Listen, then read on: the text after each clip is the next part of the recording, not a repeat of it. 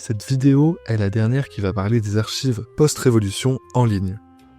Chaque site des archives départementales ont parfois des archives spécifiques, alors je vais rester dans les plus classiques. Je vais vous montrer 3 types d'archives, les plus courantes, que j'utilise beaucoup. Les recensements, les registres matricules et les tables de succession et d'absence. Les recensements sont des listes nominatives de la population d'une commune, commencent dans les années 1820-1830, bien que pour certains départements, ils commencent avant la Révolution française. Sauf pour Paris qui commence en 1926, et s'effectue tous les 5 ans, sauf pendant les guerres. Celui de 1871 est décalé en 72, et ceux de 1916 et de 1941 n'existent pas. Dedans, on y retrouve tous numérotés les foyers et les ménages qui les composent, délimités par des accolades ou des traits, triés non pas par ordre alphabétique, mais par rue ou village. Si vous connaissez le village ou la rue, au début ou à la fin, il peut y avoir la liste, ce qui peut vous indiquer à peu près où chercher. Et si vous connaissez pas, va falloir serrer les dents, parce qu'il y a des recensements qui font plusieurs centaines de pages. Dans un foyer, il y a le nom et prénom des personnes du ménage, leur âge, ou leur date et lieu de naissance, parfois approximatif. L'agent recenseur fait parfois un calcul de l'âge sur l'année, et il inscrit une date fausse à 1 an près, et parfois très approximatif. Leur état marital, célibataire, marié, veuf, leur profession, et leur position ou rôle dans le ménage. On a le chef de ménage, l'épouse, les enfants, parfois les gendres, belles-filles, avec les petits-enfants, et parfois des domestiques ou des servantes. Pour les prénoms, comme c'est assez oral, on donnait les prénoms qu'on utilisait au quotidien. Donc par exemple, un François-Claude-Marie, ce sera juste écrit Claude. Les recensements sont très utiles lorsqu'on cherche un lieu d'origine d'une personne. Ça sert aussi de livret de famille, parce qu'on y trouve tous les enfants d'un couple. C'est un complément de l'état civil. Si un enfant majeur célibataire y est absent, il est soit parti dans une autre commune, soit noté domestique dans un autre ménage. Les recensements sont très précieux, mais parfois lacunaires, à cause d'incendies ou de guerres. C'est le cas pour la Moselle ou la Manche. Pour les registres matricules, ce sont des fiches individuelles retraçant le service militaire d'un homme de 20 ans.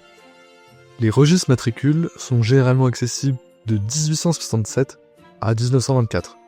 Tous les ans, la classe suivante est numérisée. Pour obtenir la classe d'un ancêtre, on ajoute 20 à son année de naissance, peu importe le mois, et on obtient sa classe. Ils sont triés par bureau. Pour trouver un registre matricule, il faut aller dans les tables alphabétiques. Il y a les noms, prénoms des hommes et leur matricule juste à côté. Une fois le matricule obtenu, vous pouvez aller dans les registres et aller au matricule indiqué.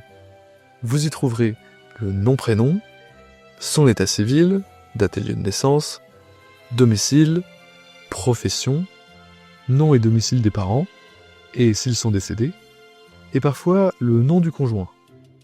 Une description physique assez sommaire, décrivant la couleur des cheveux, des yeux, une description rapide du visage, sa taille et son degré d'instruction.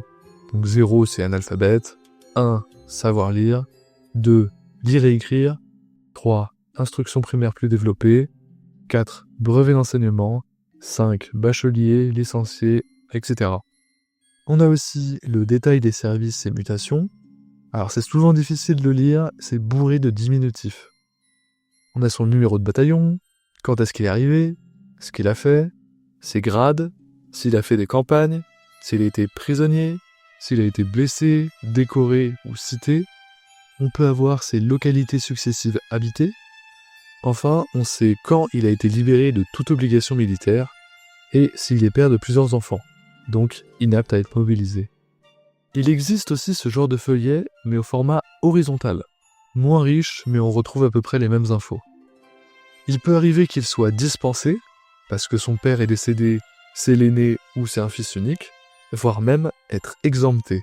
Et là, pas de fiche matricule. Enfin, les tables de succession et d'absence listent tous les décès des communes d'un canton sur une ou plusieurs années. Les dates extrêmes possibles sont de la Révolution jusqu'aux années 30-40, voire 70. Mais pour certains départements, c'est soit pas numérisé, soit la tranche est plus réduite. À gauche, on y retrouve le nom-prénom de la personne, son métier, son âge, les lieux et dates de décès, et le nom du conjoint. À droite, on a une colonne pour les renseignements divers, des héritiers, des biens, des successions, la date des déclarations, la date du certificat et des observations. Si vous trouvez des successions, il faudra vous rendre aux archives départementales pour trouver les détails de ces successions. Enfin, les tables de succession et d'absence, raccourcies en TSA, sont super utiles pour trouver le décès d'une personne si on ne connaît pas son lieu et ou sa date de décès, ou parce que les registres d'état civil sont trop récents pour être numérisés. Voilà à peu près toutes les archives les plus intéressantes en ligne. Après, je vous ai pas parlé des cadastres, des archives notariales, des cahiers de doléances et d'autres. Et dans mes prochaines vidéos, je vais enfin pouvoir vous raconter mes enquêtes. Ce sera de la pratique et des casse-têtes.